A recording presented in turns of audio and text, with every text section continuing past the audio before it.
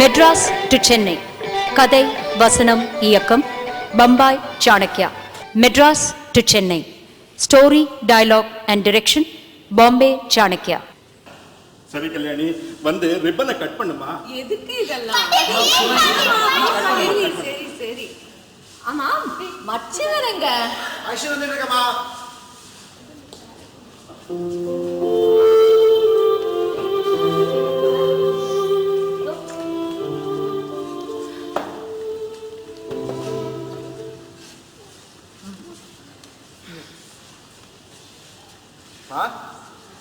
ஏமா கை நடுங்கிறது? ஒன்றும் இல்லடா, சந்தோஷத்துல கொஞ்சம் படபடங்கிறது. இந்த பாழா போன இழுப்பு கொன்று எடுக்கிறது. தீக்ஷா குட்டி, இங்க வா. பாட்டியோட இந்த ரிப்பனை வெட்டுறியா? பிடிச்சுக்கோ.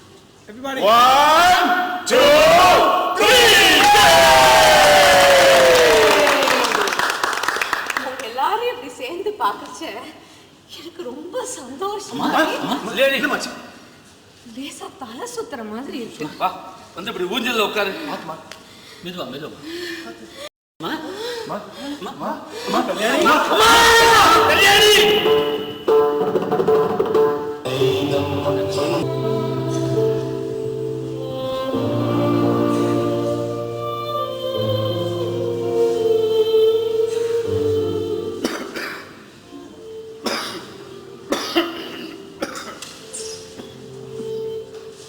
என்னப்பா சீனா, தூக்கம் வரலையாப்பா? எப்படிடா வரும்? ஒரு நாளா 2 நாளா? கிட்டத்தட்ட 45 வருஷம் ஒன்னா வாழ்ந்துருக்கோம். நிமிஷமா எல்லாம் முடிஞ்சு போச்சு. ஒருவேளை எல்லாரையும் ஒன்னா சேர்ந்து பார்க்கணும்னு காத்துட்டு இருந்தா போல இருக்கு. அதே மாதிரி இந்த வீட்டுக்கு 60 வருஷம் ஆகணும்னு வெயிட் பண்ணா போல இருக்கு. யாரும் சாஸ்வதம் இல்லை. இருந்தாலும் திடீர்னு போனது. புரியுது சீனா, புரியுது. அதனாலதான் 4 நாளா நானும் இங்கேயே இருக்கேன். ஏதோ உனக்கு ஒரு மாரல் சப்போர்ட்டா இருக்கலாம்னு தான். இல்லடா, என்னை பார்த்துட்டே தாண்டா கடைசி மூச்சை.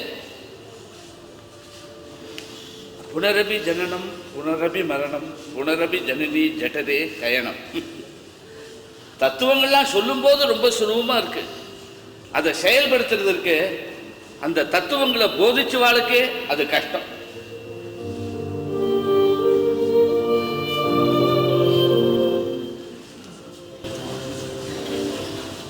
நீரஜா, உங்க அம்மா போன வேதனை நம்ம எல்லாருக்கும் தான் இருக்கு.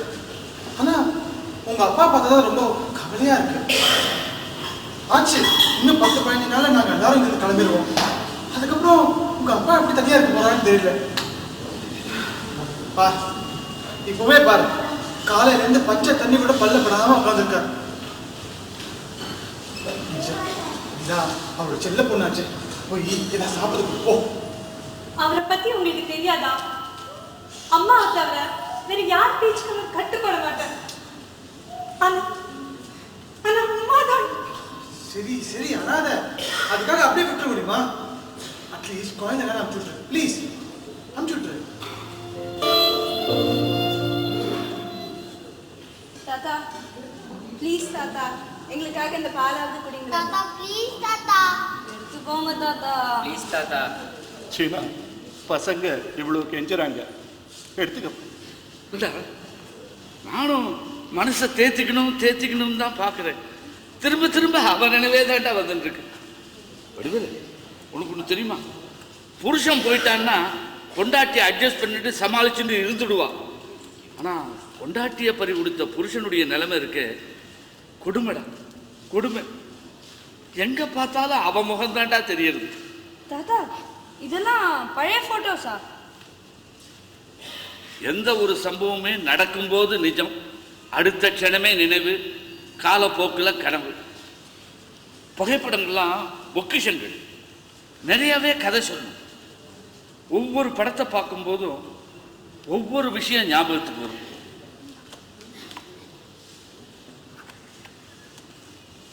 இந்த வீட்டையே கட்டி காத்தவ கல்யாணி. அவளை பற்றி பேசி பேசியே என் மனசை நான் சமாதானப்படுத்திக்கிறேன்.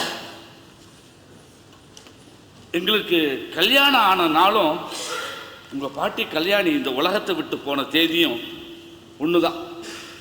ஜனவரி 30 மகாத்மா மறைஞ்ச நாள். இவ்வளோ சாதாரண ஆத்மா இல்லை, மகோன்னத ஆத்மா, உன்னத ஆத்மா. அதான் நாள் கணக்கில் இழுத்து பறிச்சுட்டு எல்லாருக்கும் கஷ்டத்தை கொடுக்காம மொத்த குடும்பமும் பக்கத்தில் இருக்கும்போதே உத்தரவு வாங்கிவிட்டான். எங்களுக்கு கல்யாணம் ஆனது 30th January 1965. அப்போ உங்கள் பாட்டிக்கு 18 வயசு தான். ஆனால் அடுத்த 5 வருஷத்தில் 3 குழந்தை. 66 பத்மநாபன், 67 மோகன்ராமன், 69 இவ அம்மா நீரஜா. தாத்தா, அவ்வளோ வருஷமா இந்த வீட்டில் தான் இருக்கீங்களா? உங்களுக்கு போர் அடிக்கல? மனசுக்கு பிடிச்சவா பக்கத்தில் இருந்தா எந்த இடமும் எப்பொழுதும் போர் அடிக்காது. கரெக்டா சொன்ன சீனா. ஆனா என்ன, இப்பெல்லாம் சேர்ந்து வாழணும்னாலே கசப்பா இருக்கு. இந்த ஜாயிண்ட் ஃபேமிலி சிஸ்டம் உடைஞ்சு போன முக்கிய காரணமே வெள்ளைக்காரங்க தான். நமக்கெல்லாம் தீராத ஒரே ஆசை பணத்தாசை தான். அந்த மோகத்துல மயங்கி எல்லாரும் கிராமத்தை விட்டு பட்டணத்துக்கு வந்தாங்க. அப்பெல்லாம் பட்டணம்னா மெட்ராஸ், மெட்ராஸ் சென்னை ஆனது, இங்கேயோட லைஃப் ஸ்டைல் மாறி போனது, அதெல்லாம் தனி கதை. அது மாதிரி வந்த குடும்பங்கள்ல இந்த குடும்பமும் ஒன்று. நமக்காக ஊர் மாறித்தா இல்லை ஊருக்காக நாம மாறினோமான்னு தெரியல. ஏன் சொல்றேன்னா, அப்பெல்லாம் நான் பார்க்கறதுக்கு வேற மாதிரி இருப்பேன். தலை நிறையா கட்டு குடுமி, காதுல கடுக்கன், கழுத்துல ஸ்படிகம். உங்க பாட்டி கல்யாணியம் கொல்ல அழகு தெரியுமா? மடிசாரும் வைரமூக்குத்தியுமா வந்தா அப்படியே பார்த்துட்டே இருக்கலாம்.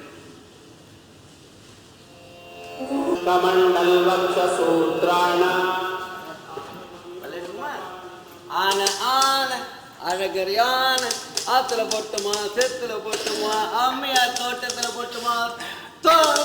இப்படி ஓயாம டொக்கு டொக்கு டொக்கு டைப் பண்ணீங்கன்னா குழந்தை எழுந்துட்ட போறா. இதுதாண்டி அவளுக்கு தாலாட்டு.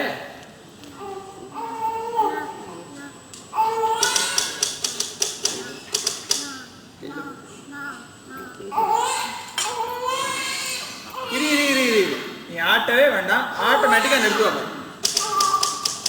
அதியா இந்த நியூஸை படிச்சியா? ஆமா, பேப்பர் வந்தது வராதுமா நீங்க எடுத்து வச்சுட்டு தி ஹிந்து அப்படின்னு ஆரம்பிச்சு கடைசி பக்கத்துல printed at Kasturi and sons அது வரை படிச்சதுக்கு பிறகுதான் மற்ற வகையிலே கொடுப்பேன். அப்புறம் இதை பார்த்தேலாம் அதை பார்த்தேலான்னு எங்களுக்கு என்ன தெரியும்? Anti-Hindi agitation intensifies. 5 of the agitators immolated themselves while 3 others consumed poison. One of the agitators, 18-year-old Rajendran, was killed as a result of police firing. ஆண்டவா ஆண்டவா, இந்த இந்திய எதிர்ப்பு போராட்டம் இன்னும் எத்தனை உயிரை பலி வாங்க போதோ தெரியல. அன்னைக்கு நாட்டு சுதந்திரத்துக்காக போராடணும், அதில் ஒரு அர்த்தம் இருந்தது. ஆனால் இன்னைக்கு ஒரு மொழியை கற்றுக்க மாட்டேன்னு போராட்டம் நடத்துறாளே, இது எந்த வகையில் நியாயம்னு தெரியல. அப்பா, பல மொழிகளை கத்துக்கிறது தப்பு இல்லை, ஆனா அதை வேறு மொழி நினைக்கிறது தான்ப்பா தப்பு. அதுக்காக எதையும் நம்ம மேல திணிக்கவும் கூடாது, எல்லாமே தனிச்சையா தான் வரணும். எனக்கு என்னவோ முதலமைச்சர் பக்தவத்சலத்தோட பிடிவாதான் சரின்னு படல. இப்போ டெல்லியில எல்லாரும் தமிழ் கத்துக்கணும் அப்படின்னு ஒரு சட்டம் கொண்டு வந்தா அதுக்கு எதிர்ப்பு வருமா வராதா? அதுக்காக இவ தன்னை தானே கொளுத்திக்கிறதும் விஷத்தை குடிக்கிறதும் அதுவும் முட்டாள்தானும், அதையும் கண்டிக்கணும். கல்யாணி இறஞ்சி பேசாத. வெளியில யாருக்கு அதுலயா வந்ததுன்னா ஆத்துக்குள்ள நுழைஞ்சு நம்ம எல்லாரையும் ஒண்ணு இல்லைன்னு பண்ணிடுவா. சுதந்திரம் கட்ச வருஷத்துல பிறந்தவனா, ஆனால் சுதந்திரமா பேசுவேன். எது நியாயம் படுறதோ அது தைரியமா சொல்லுவேன். எப்படியோ வர எலெக்ஷன்ல காங்கிரஸ் கவுண்டர் நினைக்கிறேன். பக்தவச்சலம் போய் அண்ணாத்தர் தான் சீஃப் மினிஸ்டர் ஆக போறார். இப்ப சொல்றேன், பார்த்துட்டே இருக்கும். இந்த ஆத்துல அரசியல் பேச வேண்டாம் நான் 1000 தடவை சொல்லிவிட்டேன். சாமிராடா, அரசியல் இல்லைடா, வாழ்க்கையே இல்லைடா. எங்கதான் அரசியல் இல்லை? ஆத்துல இல்லையா, ஆபீஸ்ல இல்லையா? ஆனா ஒண்ணு, இப்போ கொஞ்சம் நாகரிகமா இருக்கிற அந்த அரசியல் காலப்போக்கில் சாக்கடைக்கு சமாக போறது நிறுத்துங்க. கல்யாணி எனக்கு 2வது டோஸ் காது இதோ எடுத்து ரெடியா வச்சிட்டேன். மச்சினார் வந்ததும் 2 பேருக்கு சேர்த்து கொடுக்கலாம்னு நினைச்சேன். குட் மார்னிங் சனி. மார்னிங். அழுதுண்டே உள்ள போயிட்டு. அப்படியா? என்ன எடு போட்டோம். வரலாம். வரலையா? டேய் எடுடா. சாமிநாதா காலங்காலத்தால் எங்கடா கிளம்பிட்டாங்க? ஊரே 2 பட்டன் இருக்கு. என்னால மற்ற மாதிரி ஆத்துலயே உட்காந்துட்டு காப்பி குடிச்சுட்டு பேப்பர் படிச்சுட்டு அட்டென்ஷன் இருக்க முடியாது. போராட்டத்தில் கலந்துட்டு என்ன பண்ண போறான் அவன்? அந்த போராட்டத்தில் கலந்துக்கலாம் 1000 ரூபாய் சொல்லிட்டேன். வெறும்னு போட்டோ எடுக்க தான் போறேன். இன்னைக்கு 3ஆம் பக்கத்துல வந்திருக்குது நான் எடுத்த போட்டோ. பெரிய போட்டோ. தோல்ல ஒரு கேமரா மாட்டிட்டா அடுத்தது ஜிகேவல் மாதிரி பெரிய ஸ்டுடியோ ஆரம்பிக்க முடியும் அவனால. இந்த சால்ஜாப்பெல்லாம் சொல்ல வேண்டாம்னு சொல்லிட்டான் விட்டோம். நம்புறதும் நம்பாததும் அவ இஷ்டம். ஏண்டா சாமிநாதா, நாம் 2 பேரும் நம்ம அப்பா அம்மா முன்னாடி என்னைக்காவது இப்படி சரிசம நிலைக்கு பேசியிருக்குமா? எல்லாம் தலைகளாக மாறி போயிடுறா.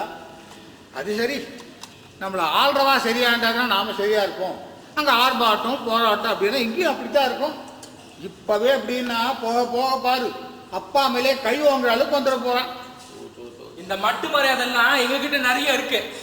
அதுக்காக யார் எதை சொன்னாலும் கையை கட்டின்னு வாயை போத்துன்னு பேசாம இருக்க முடியாது. ஏடா என்ன போனா போறது பார்த்தா மேல மேல பேசிட்டே போற. ஏய் காலங்காத்தால ஆரம்பிக்காதடா. கிளம்புடா. இருங்கோ மச்சினார் ஒரு வாய் காஃபி சாப்பிட்டு போகட்டும். சித்தப்பா இந்த 2nd டோஸ். Very good. ரகச்சார் எச்சில் பண்ணி குடிக்கிறான் பாரு. கல்யாணி இவருக்கு வேற வேலைக்கு டிஃபன் பண்ணி கொடுத்துட்டே அந்த காப்பி குடிக்கிற செலவையாவது நான் சம்பாதிக்க முடியுமா? உனக்காக நான் பொறுத்துட்டு இருக்கேன்.